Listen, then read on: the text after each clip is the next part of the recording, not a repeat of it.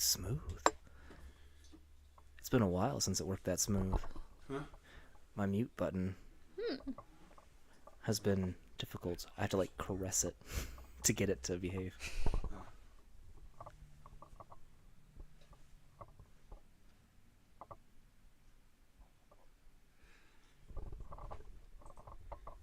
Hello, welcome to the podcast from Dwendelvin. I'm Taylor, and on this podcast, we will be exploring the world of Severion. Here we have Jeff and Kyle. Today we'll be discussing the humans.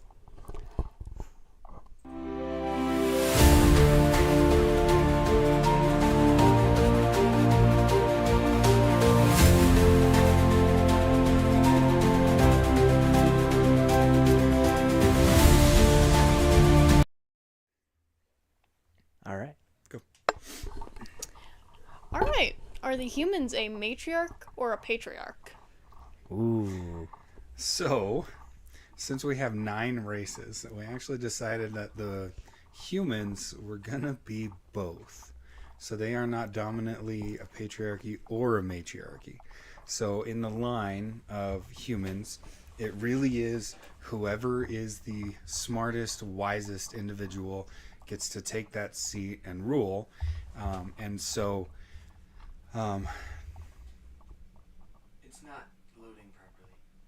it's not loading None of properly. the video cameras are loading properly. They all froze. Okay, Oh. we'll restart it real quick. It'll be fun because I And I'll think edit this section out of the final video. we have the 4 concurrent viewers right now who are sticking with us. So we appreciate you guys sticking with us as we get this rack and rolling. Hey Looks there. like the main camera is working. Yeah, main camera's good. Are we good on main camera? Jeff views which one? Okay. That one looks good. That one, yeah, it's that one. Yep. Just don't go to the Jeff view today. Yeah, We'll we'll just figure it run out. the 2 Just main. run the Kyle view and the primary today. Oh man. Oh boy. Okay. The one that says Kyle view and the one that says like the main, keep those 2 active. Okay. It's all good. Oh, you got colors. Hold on. No, I got color. Nice. What color are humans? Brown. I don't know if I have brown. We good. We good. We're good. We're good? We're good. All right. Looks Alrighty. like we don't have brown. We don't have a brown option. Oh, yeah, that was kind Bummer. of close. There's a tan option. Let me get to Okay, it. so matriarchy, patriarchy. So they're both, kind of and orange. there's not like an official word for that. So No, they're neither, or they're a both. meritocracy. They're a meritocracy. Most of our races are meritocracy, Yeah, but regardless. like the orcs are led by men. Yes. You know, the muskeperts are led by women, so on and so forth. Whereas the humans are led by Whoever is the whoever's most successful. you know, capable. So, and we have during the fall our 2 major leaders that we have in the story already. The Rymat, who's the leader during the fall, Rymat the Magnificent. He's the leader during the fall. And then we have Tiafa is his wife during the fall. And then his granddaughter gets named Tiafa. And she actually rules the city of the wise, becomes ageless, and rules the city of the wise during the age of expansion. So she's alive and a ruling member of a major city of the world for like 3,000 years. So, I mean, the only 2 real dynamic leaders that we have for the humans that are written right now is a male and then a female. So, Yeah. with them, it doesn't matter. It's just whoever's. Yeah. Alright. How do they govern then? Okay. So they usually have a king or a queen that's chosen. All right, and they sit above everybody else. Then they have a series of nobles. They actually have many, many different noble houses fighting for position, usually based on obviously meritocracy, so it's merit, but what they can contribute, what their house does, how that functions and operates. And we have 12 of those houses that sit in council at any given time. They all represent different aspects of the society. And they come into, there's only one house that's not ever fluctuating as far as who that is, and that's our our speaker. They are our assassin core, or our spy core. Humans don't. The way that humans operate with that as well is violence is considered the lowest level, like the most basic and vile handling of conflict. They don't resort to it unless it's absolutely necessary, or if it's the only language another race understands. So there's kind of a weird conflict that happens there, where if another race messes with humans and they kill some people, then it's like, oh, okay, they're barbarians. But yeah, so going back to it, they have their 12 ruling bodies, and it all depends on, they kind of all the time are jockeying for position. They're trying to outmaneuver themselves and their opponents politically, as well as economically, and whoever is holding the most power at that point in time ascends to that position. And we don't talk about this, like the most honored position to have in a human noble household, besides the noble lord himself, would be the maze makers. So we can kind of go into this a little bit. I'm jumping around a bit. Every noble house has a unique maze designed and cultivated that you have to be able to navigate to and through in order to get to the house. So unless you're invited and they give you a map to navigate their maze, which then they have to change it after you've come through, that's like how they defend themselves, since they don't have to worry about a raid or a conflict of arms. They are literally just, if you're able to handle my maze and make it to my house, then you deserve to be there, and I'll actually hear you out. If you're not smart enough to figure it out, then you're going to get lost, and then we'll send someone to rescue you and carry you home. All right. But yeah, so they sit in council. The king has his advisors, and they all they hold court and take in information and govern accordingly, depending on what the situation of the world is. And that's how they rule, with a revolving seat of nobles. That's pretty cool. Including the king. Yes, he is also never guaranteed, or she, queen. Or she. Yeah. Yeah. All right. I know we talked about divine purpose of each race, so what's the human's divine purpose? So the human's divine purpose is kind of the melting pot, right? So they're the middle of the pack of the 9 races. They're the fifth of the 9 races. Middle of the pack. They're the culmination of. So when you think, like, one race has, this, and the other race has this, and they have to work together, the human would be the person who figures out how to work it all together, right? And so you would almost need a human involved in every endeavor that you have, right? And we haven't been adding them to the story as if the elves, when they created the cave mushroom and stuff like that, right? So the elves create this cave mushroom for the dwarves who need it, and they go to the caves to, put it in and stuff like that. But the marrying of the ideas of how to make it actually work in real world, you would need a human for. So you have the need, the idea and solution, and then you have the humans who figure out how to make it happen. Does that make sense? And so their divine purpose was really about cultivating and developing knowledge so that they can advance the world. Mm-hmm. And so when you look at the mazes, which is purely a mental struggle, the maze has nothing physical about it. It's not about whether or not you can fight. It's not whether or not you can run. It's about whether or not you can solve it. I mean, think an escape room, right? It has nothing to do with whether or not you're good at breaking doors open, but can you solve the puzzle, right? And so the main maze around Seleuth, which is the capital of the humans, is the one that was given by the gods, right? And so humans go through that one to kind of test their skills and become greater and stronger. If you successfully accomplish that maze, something about the maze unlocks a new section of your brain as a human, and so you're capable of more. Not just as a human, but any race. Well, However. yeah. Yeah. Only one other race. Clat's the only one who ever did. So getting through the maze kind of unlocks another side of you that now you have access to more information and more. And so what Kyle was talking about with the maze makers, so if you have a house or you want to establish a great house, you have to have a maze maker. Create a maze around your house. And the maze has to be fluctuatable, so it changes and all of that kind of stuff.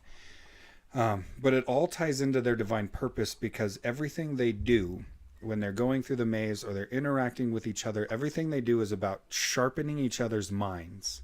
And so when you look at the seats of power, the 12 seats of power, right, except for number 2, which a house was chosen for that. And so they're always that race or always that house. Okay. So the king and then seat 3, 4 through 12 are all played for by the races. And you challenge each other in a battle of wits more than like there's no combat like ability or anything like that, including the military advisor. It's all a battle of wits. So think the military advisor, if you want to take over that seat, you would challenge the military advisor's family for the right to do that. And so you'd step up and you would play a war game, right? So I'm not actually fighting in a war, but we're playing a war-based game.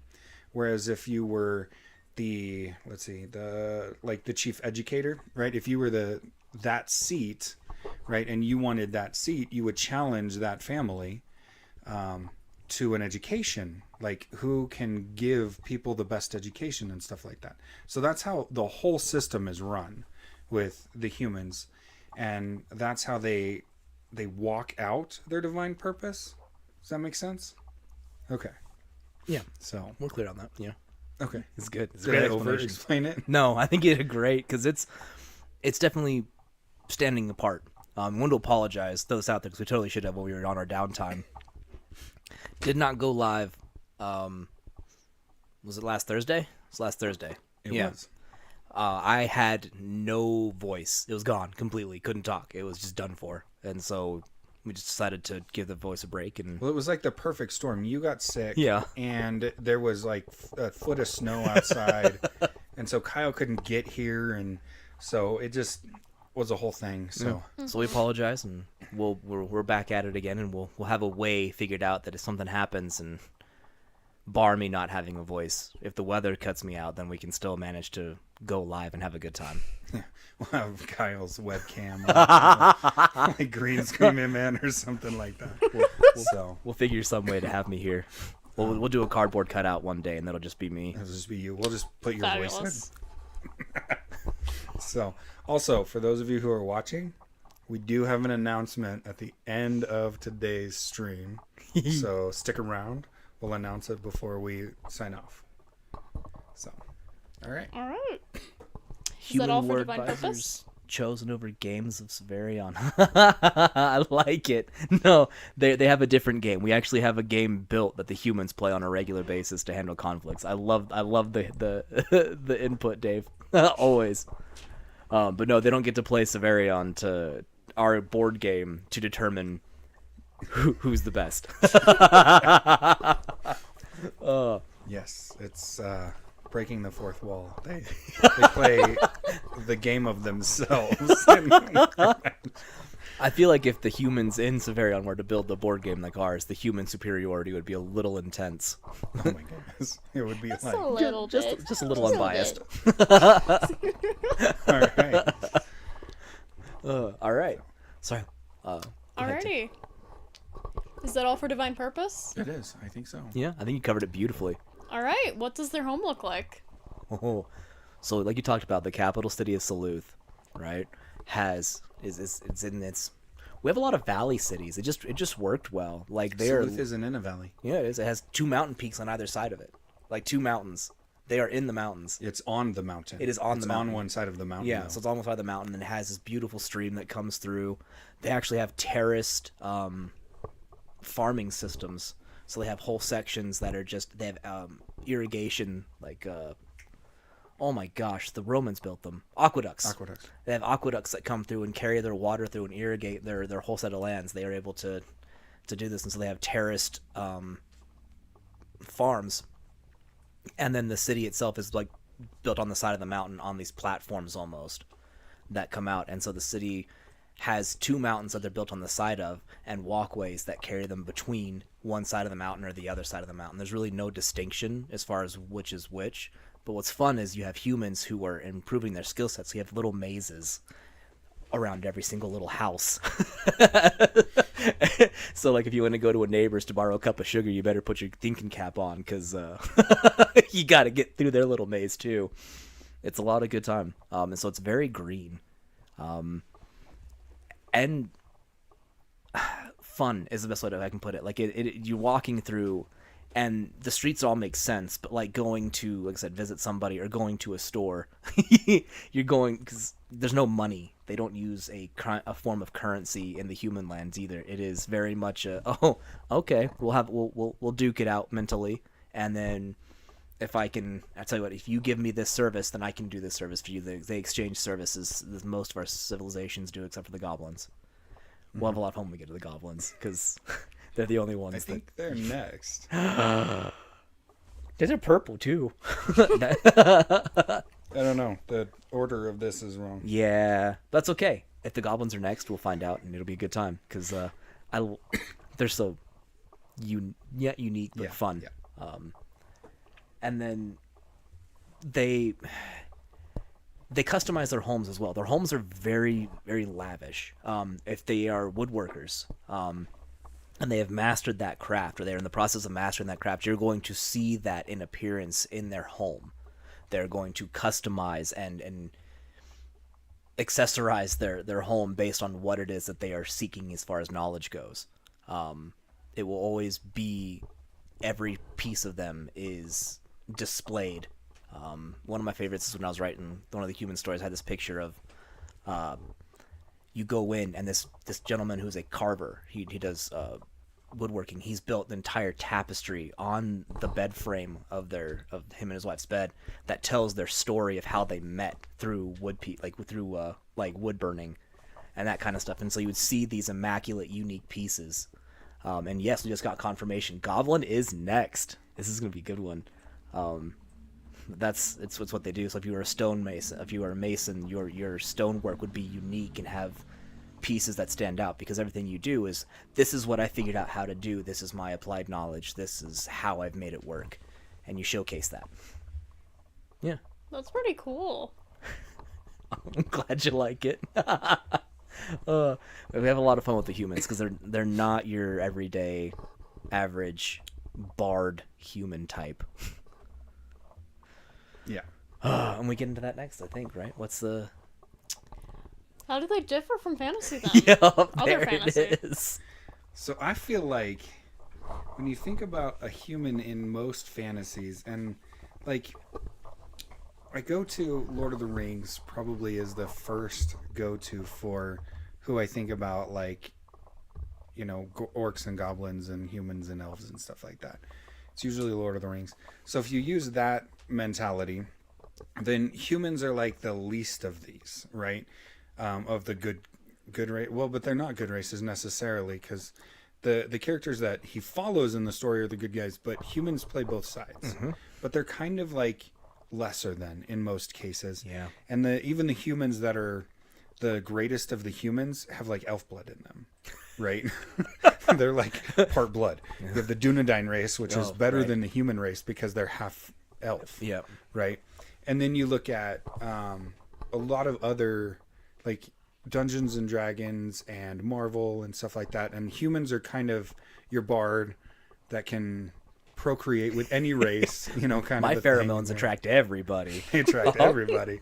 But there's always this, like, this hint of they're not quite enough. Yeah. I mean, Deadpool makes a joke about it in Deadpool 2. And I gotta reference this, but he's like, I just want once where you find a human of functional idiots so I can be their Superman. It's like, because humans are always lesser than, right? And in our story, humans aren't the strongest, but humans are by far the wisest. Mm-hmm. So when you think, I need wisdom, if I was going to go seek someone out for wisdom, you would go to the humans, right? A human of your age, right, in their teens, would be able to give wisdom that was beyond the years of people who were 40, 50, 60, 70 years old of other races.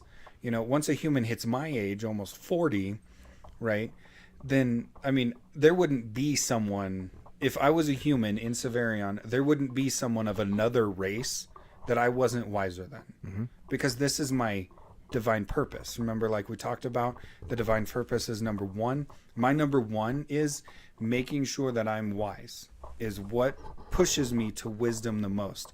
And you have your specialty. So the woodcarver's specialty is the woodcarver, but he's going to be wise in every area. He'll just be more wise in wood carving than, he would be in other areas. So I think as far as looks are concerned, they're not all that different. In fact, I think Rymat looks like me a little bit. A little darker skin. He's like the bald head with the beard. And like, I guess you and me. He's reflected after Kyle and I. But humans in Severian look like humans in our world. But the way that they're presented in our world is as the wisest of the races. So, do you have anything to add to that?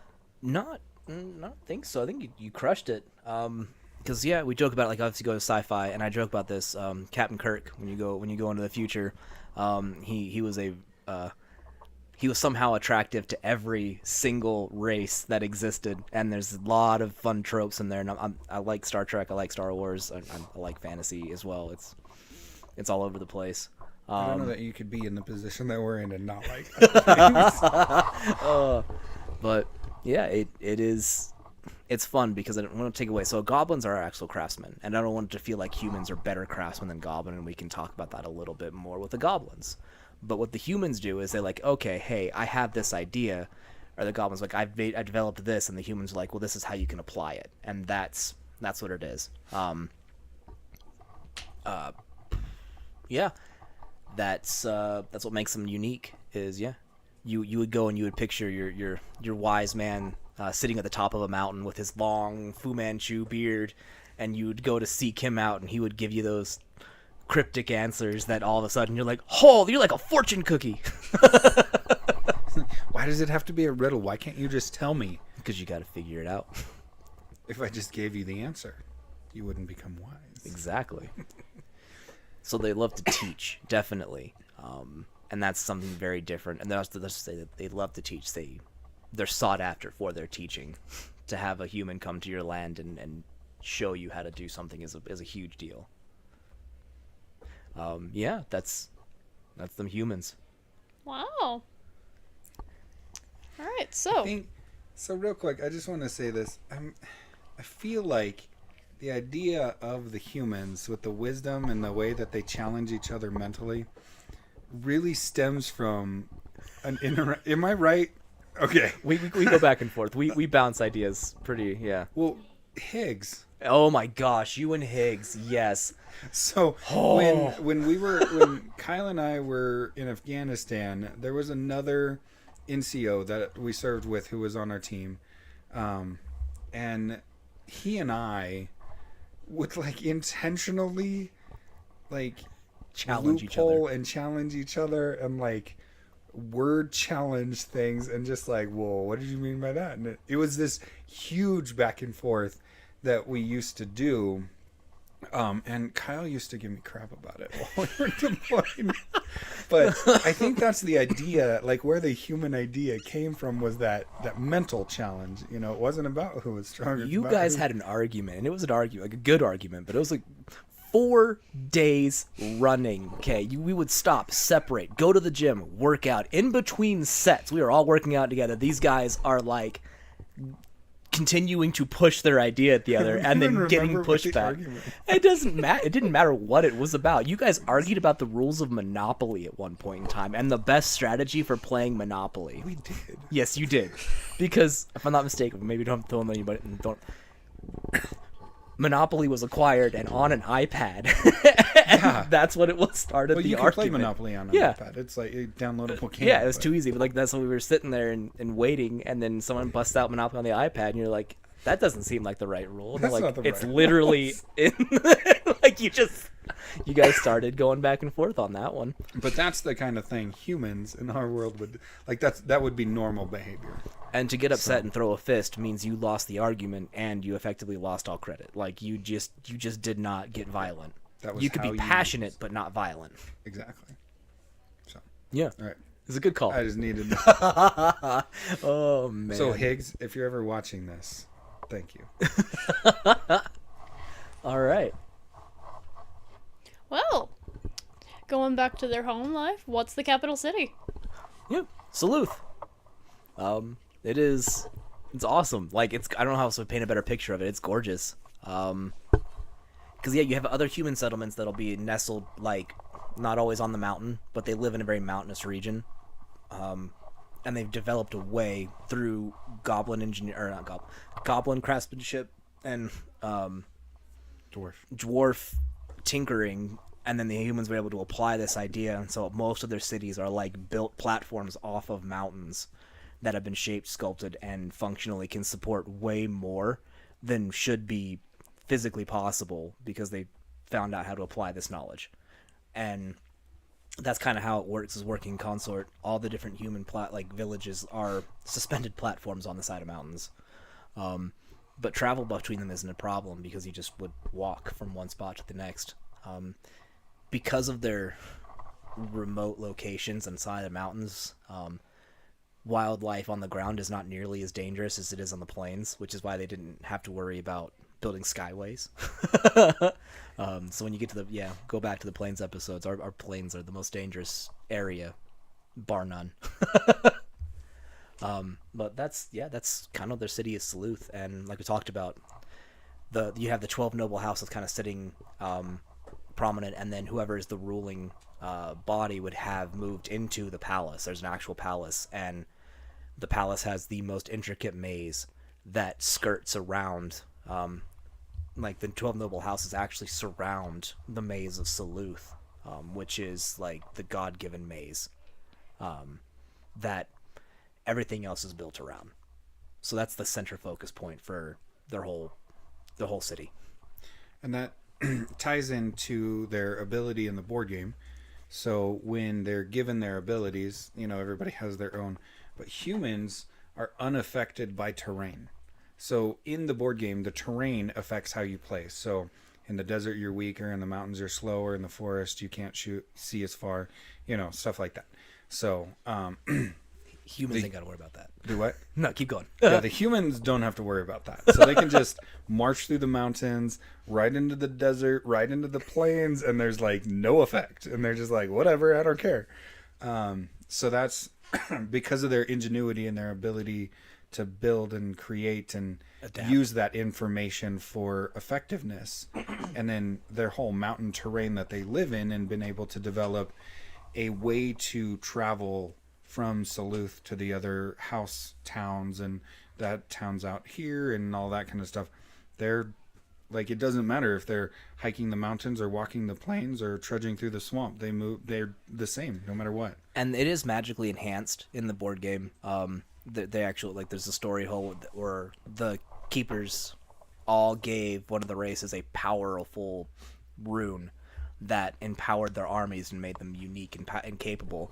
So yes, they have that intellect, but it's also part of their natural, it's an enhancement of their natural abilities, is that racial passive that we utilize. Right, but it's chosen because of who they are. Yeah, absolutely. I'm just saying, it is 100% stealable. It's not every racial power in our game.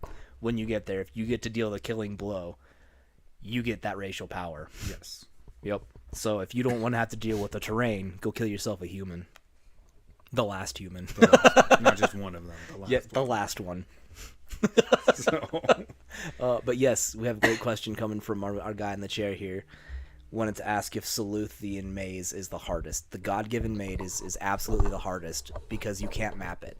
It changes based on the individual. So when you challenge the maze, it is designed to make you hallucinate a little bit. It's going to force you to face down your inner demons, your darkest fears. Without combat, you have to use intellect to overcome. It's not just navigating the maze.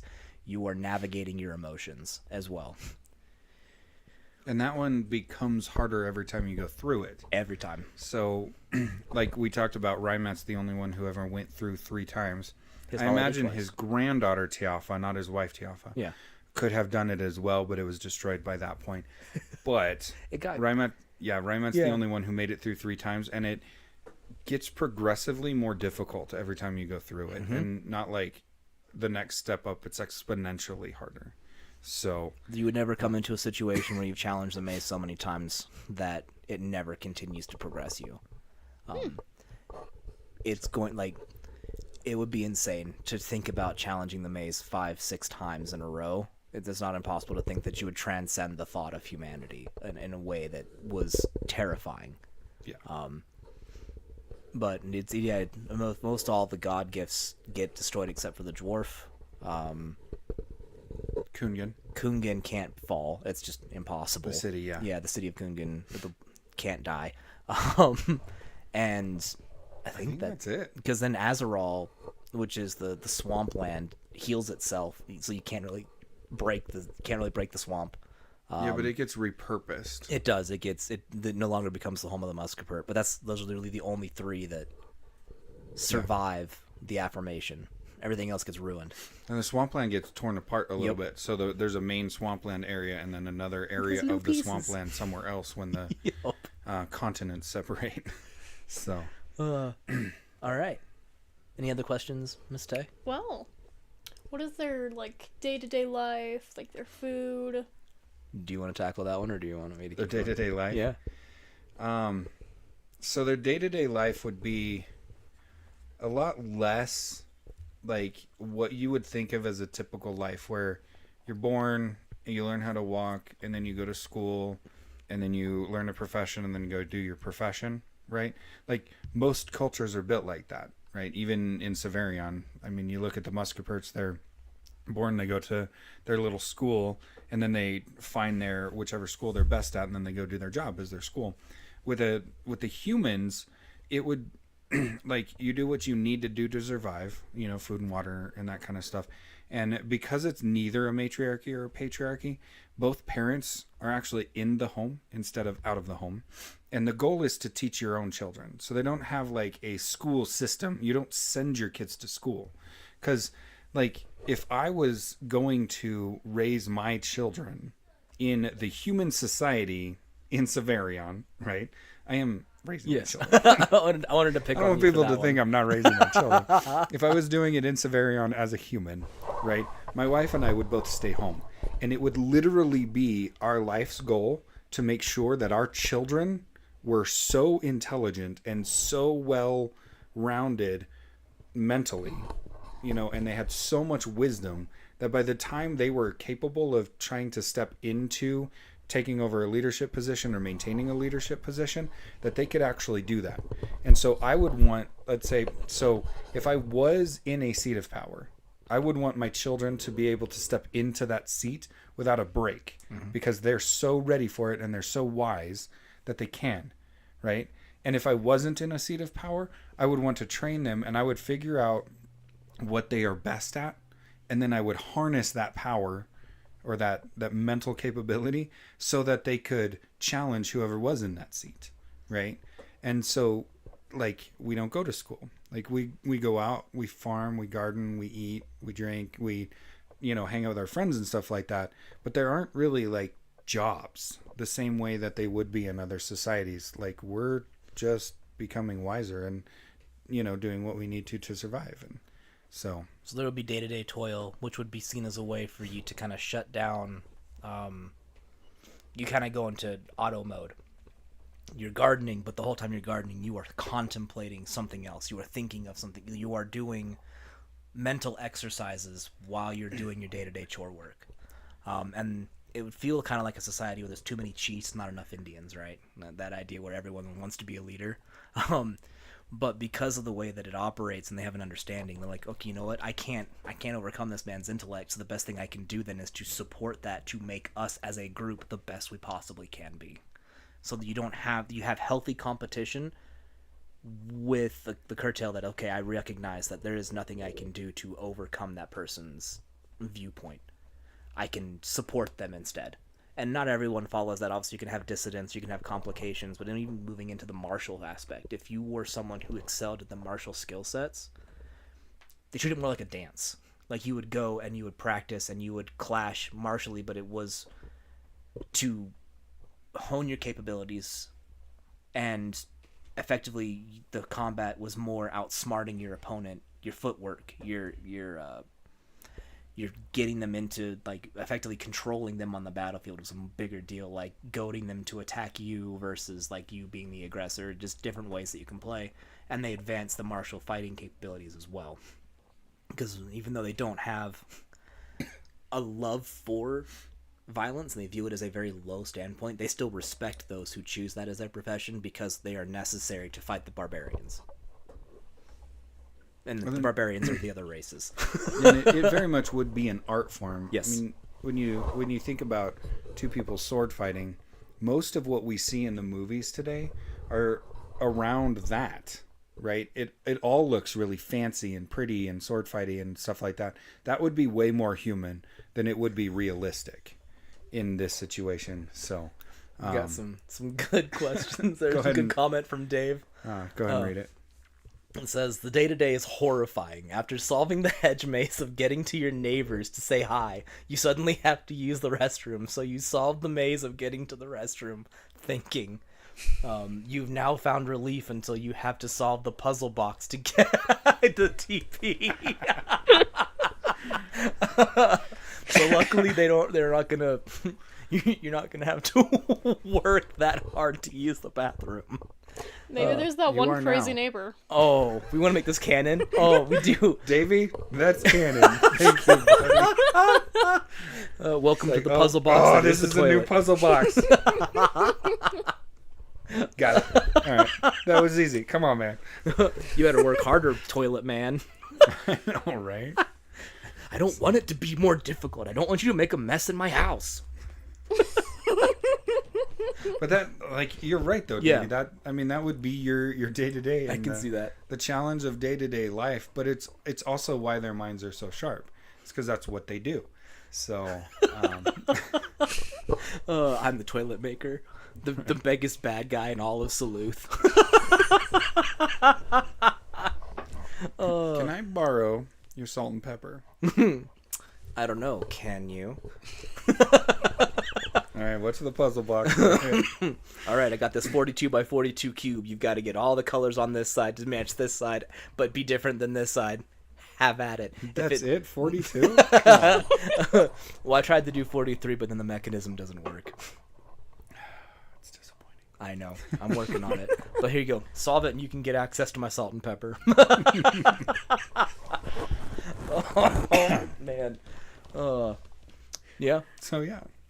Or it's like, here, there's 17 keys. Here's a riddle with 17 keys. Go figure it out. What do I do with these 17 keys? Bro, if I gave you the answer, it wouldn't be a riddle. Go figure it out. You wouldn't gain anything from it. Can I have like a pinch of sugar? No. You're gonna have to work for it. You gotta earn that. Or you trick them into giving it to you. That's also a possibility. True. Yeah, it Because depends that on would how you still want to be a play mental game. Uh-huh. And so, doing underhanded wordplay to convince somebody of something by lawyering it Uh-huh. would actually be considered an incredibly Skillful. skillful thing to do. Thank Yep. you. And so something that, like, if you pulled one over on me because you outworded me and I like, didn't catch it, Yeah. I would accept that as my fault for not having caught it and not be mad at you for it. No, you grow from it. Yeah, it's like, oh, well, so be it. So we have a class in the role playing game because we have a question that says from our guy in the chair, Ian. So he was making a comment of, so humans are manipulators, and we have an actual class in the role playing game that we're working on where your skill set is the ability to magically influence somebody to do what you want them to do to an extent. So the manipulator is a magical influence. Yes. Whereas humans would probably be Not- able to do that yeah. without it. They would not be opposed to being a manipulator, but to utilize that would be seen like cheating. I'm going to use magic to influence your mind is not the same as I'm honing my wisdom and intellect. But yes, they were like OG manipulators without the magic. Without the magic. Right on. Any other questions, Miss Tay? What do they create? Anything and everything. Humans will take the knowledge that others provide them and apply it in unique ways. So the idea of irrigation, a concept thought up by the dwarves. The aqueducts were crafted by the goblins, and the humans were like, this is the best way we can apply it. And so they found ways to take and set up gates that it could overflow, and then actually they could tier water up an aqueduct, not just down. So they weren't limited by gravity. They found out how to take that and apply it into a more unique way. Their weapons of war, obviously goblins are our best craftsmen, but they would find ways to hone and like trick weapons is the best way I can put it. Like seeing, for those who played Bloodborne, you have weapons that can serve two different purposes. I have a hoe that's also a pickaxe that's also like multi-tools would also be something they would craft and apply. They would take these really cool concepts and it's advance them into different aspects and apply them in a more efficient manner. And it would. Go ahead. No, you got it. My brain went blank for a minute. You could very logically see in a regular, day-to-day workings of any of the other 9 races or the other 8 races in their inner workings and everything that they're doing, while they were all at peace with each other, they would send, like humans would go to the elf lands and learn from the elves about cultivating and stuff like that, and be able to learn from the people who it was their divine gift. Now I have that information, and now what do I go home and do with it? Mm-hmm. So your roses that were a different color, we don't have roses, but like we have roses, and you can graft them with something else and change their color. Mm-hmm. That would have been a human experiment. So humans gave lemons to the world. Sorry. Going back to that joke. Yeah. They would be the ones who'd be like, oh, you taught me this technique. Now I'm going to take and make this fruit more efficient. I'm going to be able to make this garden not just more efficient, but also, like you said, hybrid some stuff. Mm-hmm. They would be, they would the closest thing we had to like, oh no, I was almost gonna say flesh sculptors, but we're keeping those to the underworld. Yeah, they're underworld specific, but they would be the ones. Humans would have been the ones to figure out how to crossbreed creations had it not been a hard no. That is, flesh sculpting is not a skill set that is available in the greater world. That'd be bad. It'd be seen as a perversion of the divine form that they were given.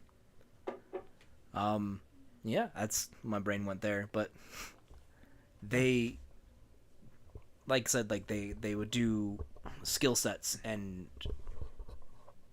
advance those skill sets through technology and apply that technology. So if they had an idea as well, they're like, hey, I see that you've created this thing. They go to the dwarves, and the dwarves are tinkering, and they're like, hey, we built this. What do you want to do with it? And so they're the ones that really helped and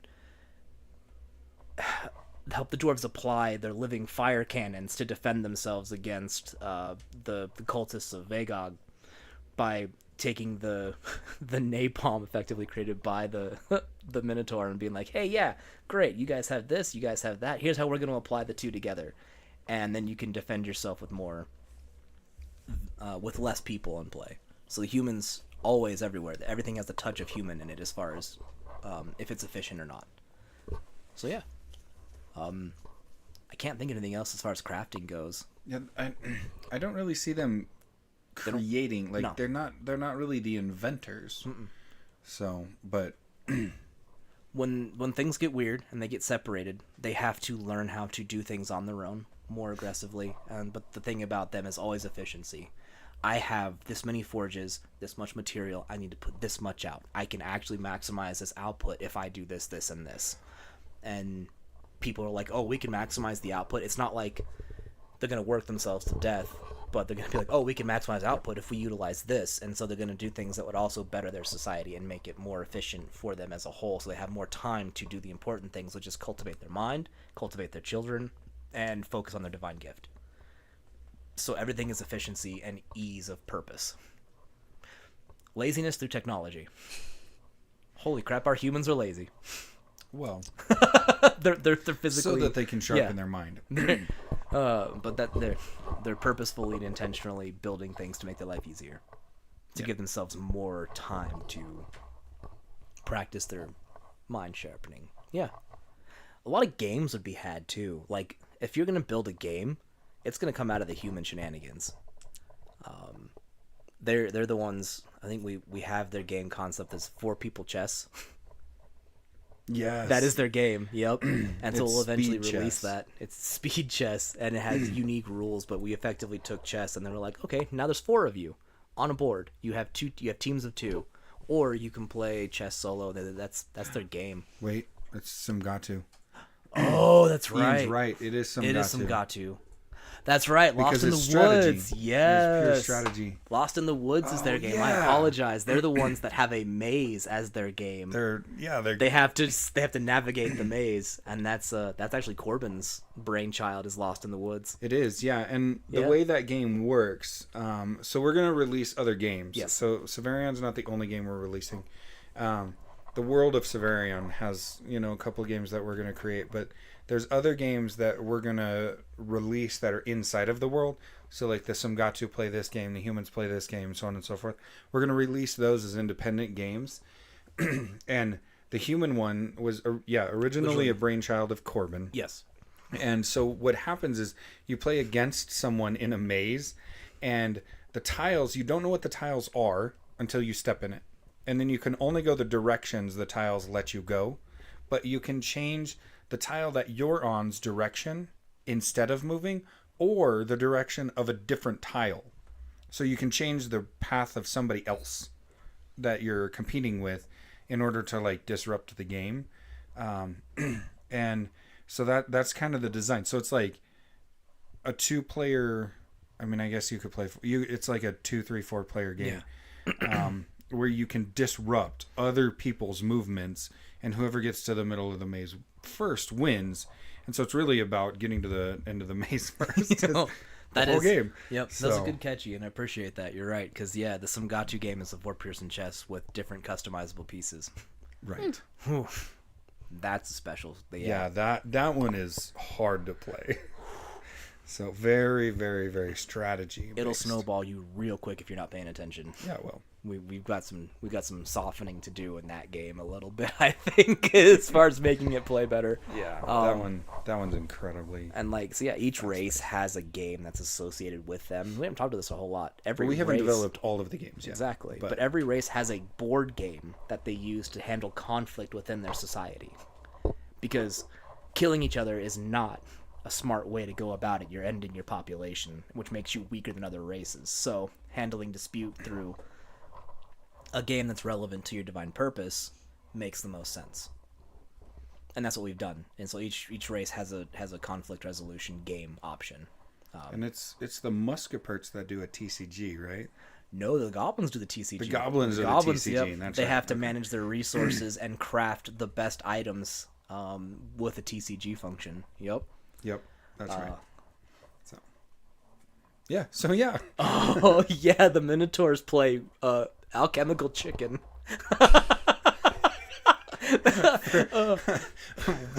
We can retouch it again with when we talk about the Minotaurs. But for those of you who have played the jelly bean game, where the jelly beans, there's 2 of them that look the same, and one of them has one flavor, and one of them has like a nasty flavor, and it's like you get to eat one of them.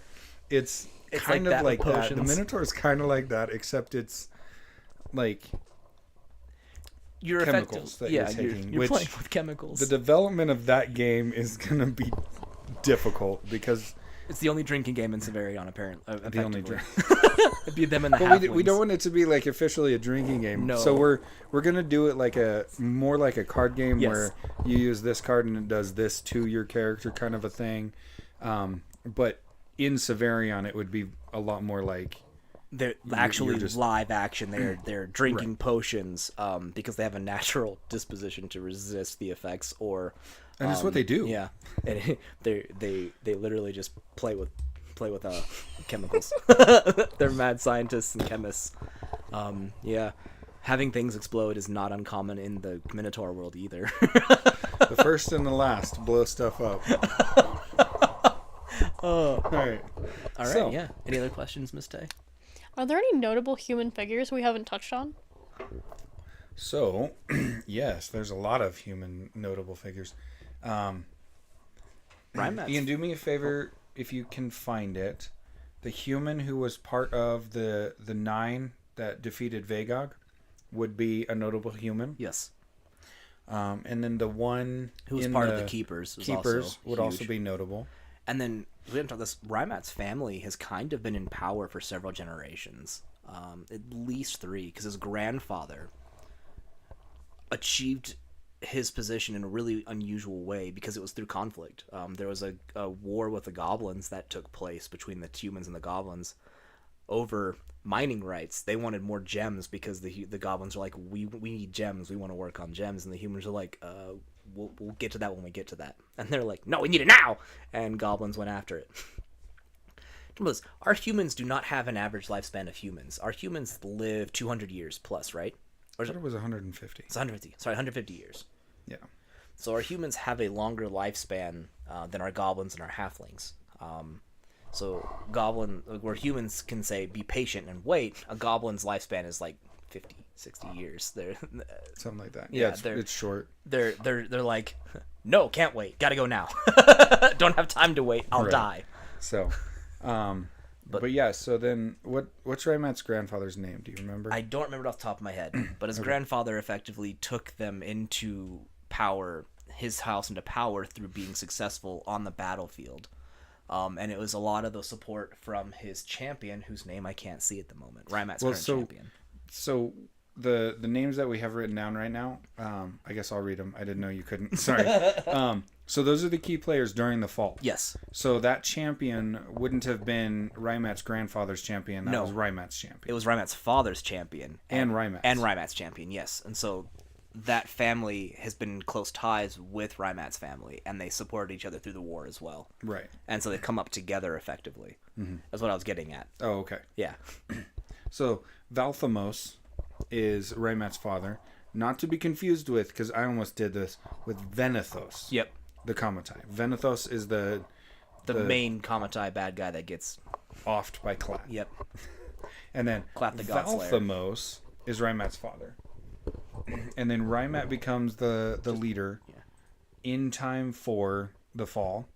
And this happens because the orcs kill him. There was a belief... Actually, the Horakai. Yeah, the Horakai killed That Rymat's did father it, and but, staged it as the orcs who had done it.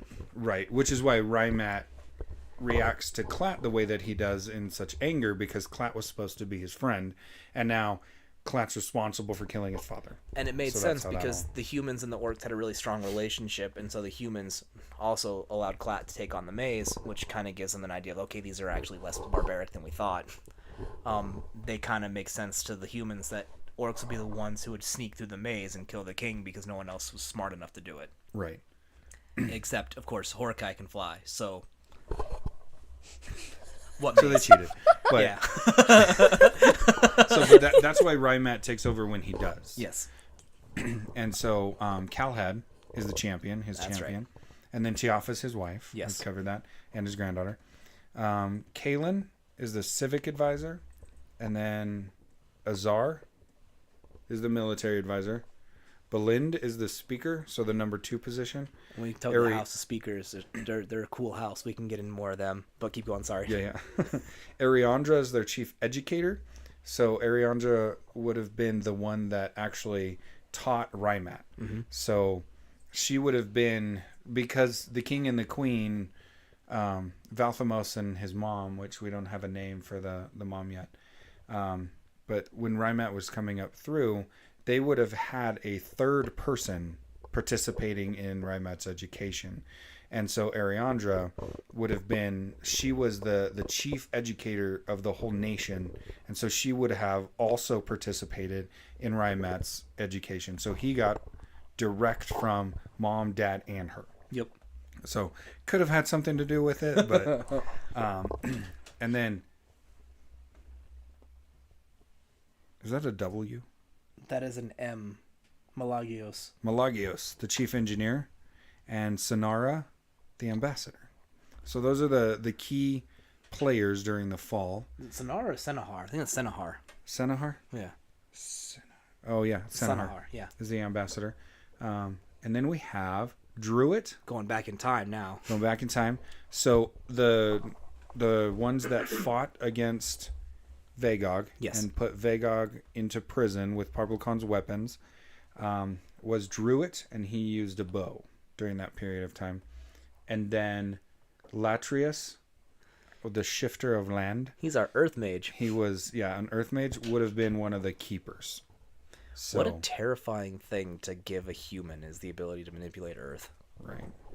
So those would be notable human characters up to the fall. And then Tiafa, the granddaughter of Raimat, not the wife of Raimat, would have been...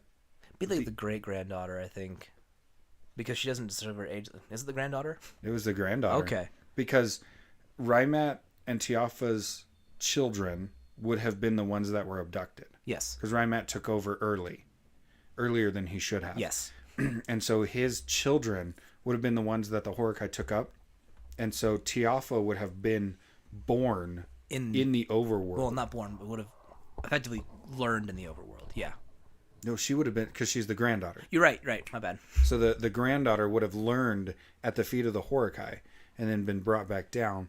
But because of her ability to, Discern grow and knowledge, become, more intelligent, more wise and all that kind of stuff. Which is unfortunate because the maze is gone at this point in time. They have no more maze. The maze got wiped out during the fall. Or some portion of that time. No, it would have frame. been wiped out during the affirmation. You're right. It was no, because they wouldn't have had it. They lost it before. The Horakai viewed the maze as a problem and destroyed the maze before they ever returned the humans back to their land, because to give them the ability to seek knowledge beyond, they recognized that, and so they removed their god gift very early.